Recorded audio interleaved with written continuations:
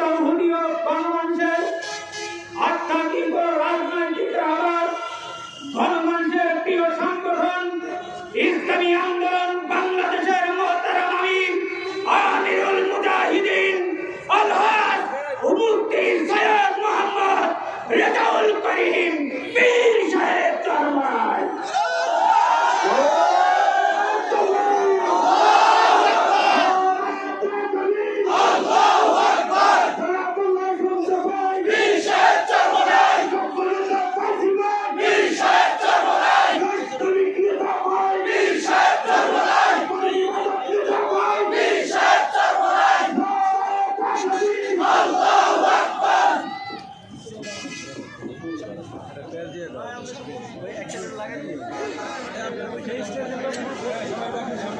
السلام عليكم ورحمة الله وبركاته.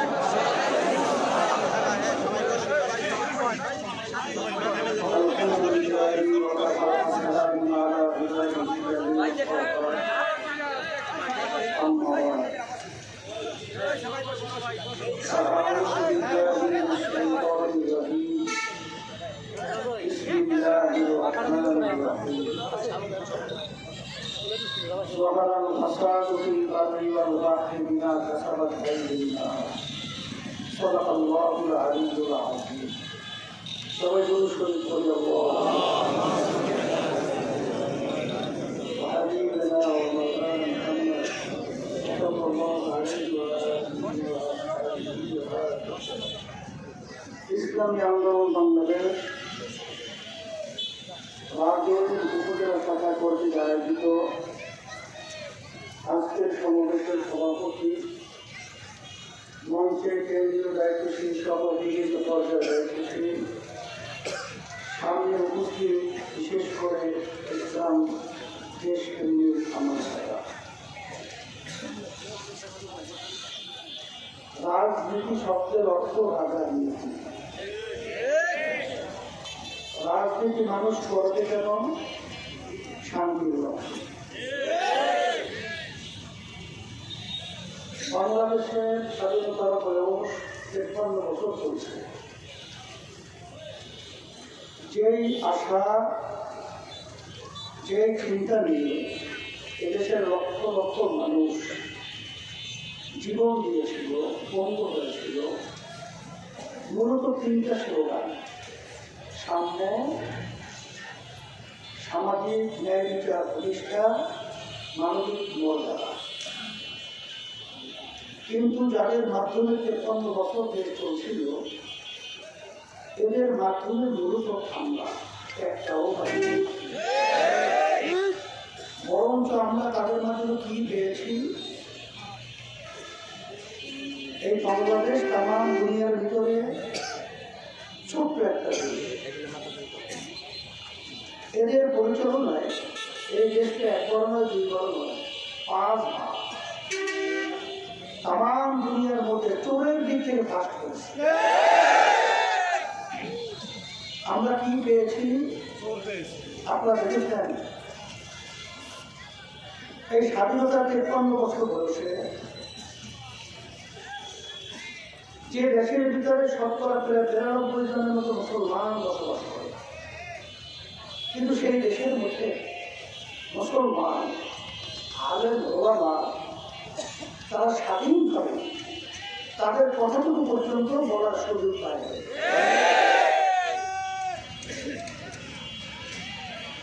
ইসলামী আন্দোলন বাংলাদেশ, আপনারা জানেন, এমন এক নীতি আদর্শ আমরা লালন করছি, যে নীতি আদর্শের মাধ্যমে গ্রান্টি হিসেবে আপনাদের সামনে আমি বলবো দুনিয়াতে শান্তি, আখিরাতে মুক্তি।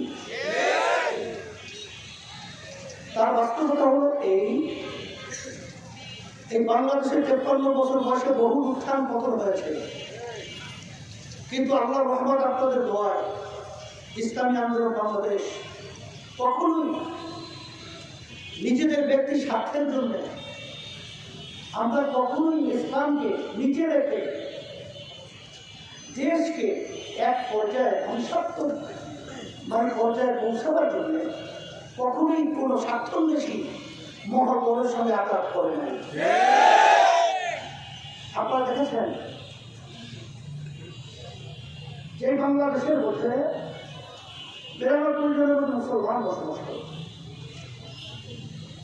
এই দেশের ভিতরে আমরা মুখ্যমন্ত্রীর কাছে শুনেছি যে মুসলমানেরা এই দেশের মধ্যে ধুতি পরে চলতে হতো, এমনকি দলিলের মধ্যে সিঁড়ি শব্দ বসাতে বাধ্য হতো। কিন্তু মুসলমানদের ইতিহাস যে দেশের ভিতরে ইসলামী নিয়ম নীতি আদর্শ বাস্তবায়ন ছিল, অন্য দেশ থেকে বিজাতি এসে সে দেশের ভিতরে বসবাস করেছে। ইসলাম এমন এক নীতি আদর্শ, নিজেদের জান মালের নিরাপত্তা যেভাবে ইসলাম গুরুত্ব দেয়, বিজেপিদের জান মাল এবং ইজ্জতের নিরাপত্তার গুরুত্ব সেভাবে ইসলাম দিয়ে দেয়। তার বাস্তবতা হলো স্বাধীনতার যুদ্ধ যখন রায়ক সহ আমাদের বাংলাদেশের মধ্যে আমরা শুনেছি, তখন হিন্দুরা আশ্রয় স্থল হিসেবে আমাদের বাড়িতে, আমাদের মাদ্রাসায় তারা আশ্রয় নিয়েছে এবং আমাদের মুরব্বী, আমার দাদা সহ তাদেরকে খাওয়া দাওয়া সহ বিভিন্ন পর্যায়ে তাদেরকে সহযোগিতা করেছে।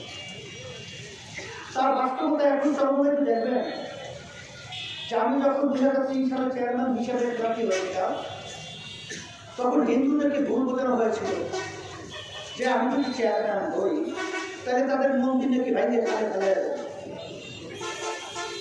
এক হিন্দু আমাকে বলছিল, হুজুর এই কথা তো আমাদের হিন্দুরা সিদ্ধান্ত নিতে আপনাকে ভোট দিবে না। আমি বলছি সর্বরাষ্ট্র করছি, কারণ ইসলাম থেকে শিক্ষা দেয় না, বরঞ্চ জানমাল এবং তাদের ইজ্জতের নিরাপত্তার গ্যারান্টি হল ইসলাম। যাই হোক, ওই নির্বাচনে হিন্দুরা আমাকে কারণ ভোট দেয় নাই, কিন্তু আমাদের চেয়ারম্যান হয়ে গেছে। হওয়ার পরে এখন আপনারা খবর দেখবেন যে এখন হিন্দুরা শত একাত্রিত হয়ে ঝাঁকে ঝাঁকে ইসলামী আন্দোলনের পক্ষে তারা সমর্থন দেয় এবং তারা পরে এখন আমরা ঘরের দরজা করে ঘুমাবার সুযোগ পেয়েছি। আপনারা দেখেছেন 5ই আগস্ট যখন দেশ আমার দ্বিতীয়বার স্বাধীন হতো, ব্যাখ্যা আমি দেবো না, আমাদের জাফরি সাহেব অনেক আলোচনা সুন্দর দেখেছে, সব আপনারা বুঝেছেন। তখন একটা শ্রেণী এখনো মায়ের কান্না বন্ধ হয় নাই, এখনো শহীদদের রক্ত শুকায় নাই। ওই সময় এক ধরনের স্বার্থন্বেষী মহল, তারা চাঁদাবাজি, জাকাতখোর, টেন্ডারবাজিতে লিপ্ত হয়েছে।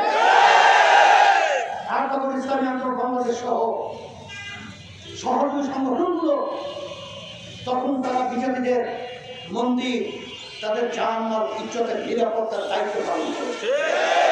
এটা শুধু আমাদের বাংলাদেশেই আসে নাই, ভারতের আনন্দবাজার পত্রিকা, সেখানে আমাদের ওই যে কোটি পড়া ছবি সহ সংবাদ সেখানে কি প্রচারিত হয় নাই, এমনকি ইসলামী আন্দোলন বলা হয় নাই। শাহবাগে যখন হিন্দু একাত্রিত হয়েছিল, তখন দেখেছেন সাংবাদিক যখন সামনে মাইক ধরেছিল, বলছিল ইসলামী আন্দোলন বাংলাদেশ, তার সহযোগী সংগঠন ইসলামী আন্দোলন বাংলাদেশ আমাদের জানমাল, ইজ্জত এবং আমাদের মন্দির পাহারা দেওয়ার দায়িত্ব পালন করেছে। এই কথার মাধ্যমে আমি মূলত বোঝাতে চাই, ইসলাম হলো এমন একটা নীতি আদর্শ, দুনিয়াতে শান্তি, আখেরাতে শান্তি।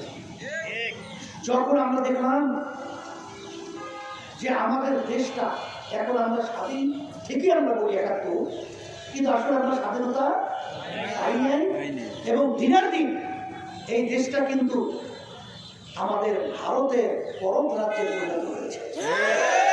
কারণ আমাদের যে আওয়ামী লীগের স্বঘোষিত প্রধানমন্ত্রী, আমরা কখনোই তাকে প্রধানমন্ত্রী বলতাম না, বিভিন্ন জায়গায় বলেছি, কেউ সেটা বাংলাদেশের জনগণের ভোটের প্রধানমন্ত্রী হয় না, প্রধানমন্ত্রী বলি।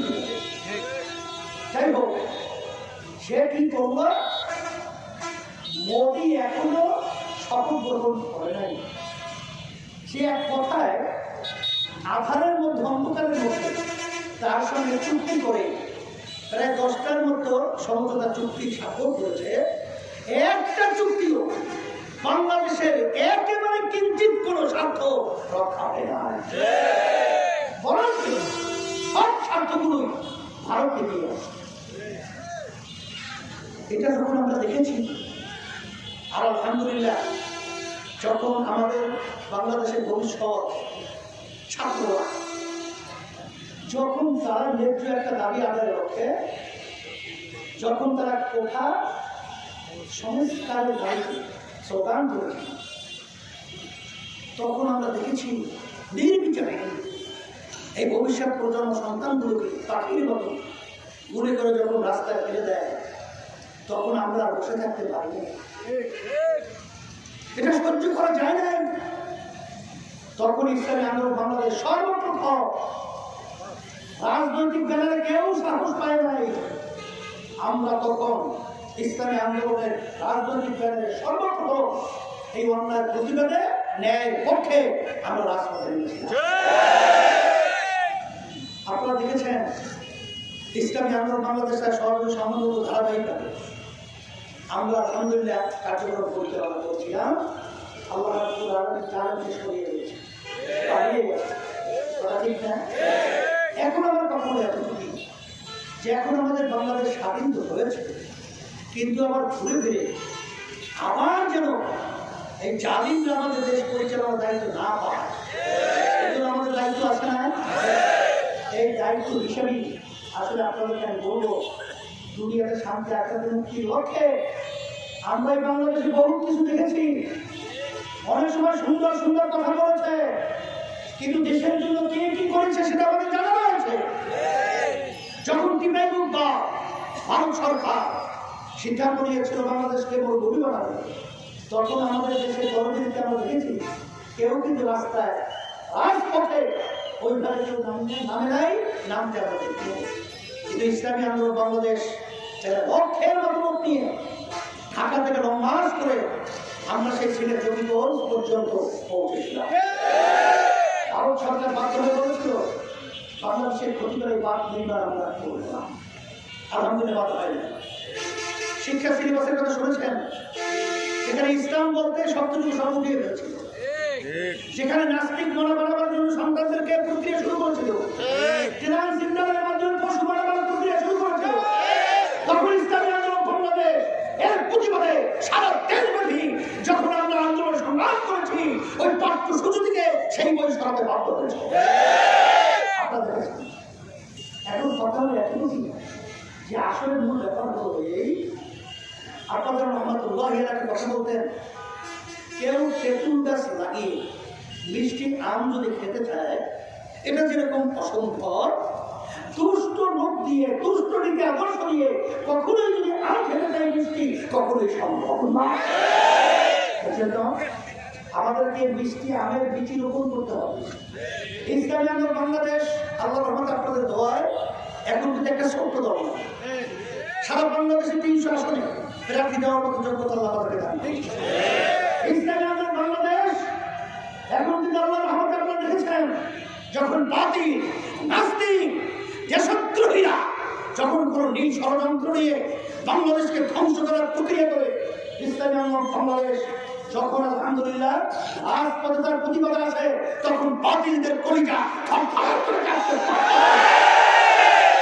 এই হিসেবে আমি সকলতার আহ্বান জানাবো, আসেন দুনিয়ার শান্তি। 53 বছর বহুত পথ পরিবর্তন দেখেছি। আসেন আমরা একটু আসি যে ইসলাম কি জিনিস। আমার আব্বাজান বলছিলেন, দেখাতেও পারলাম না, বুঝাতেও পারলাম না, এই কথা বলে সবাই চলে ঘুরে আসেন।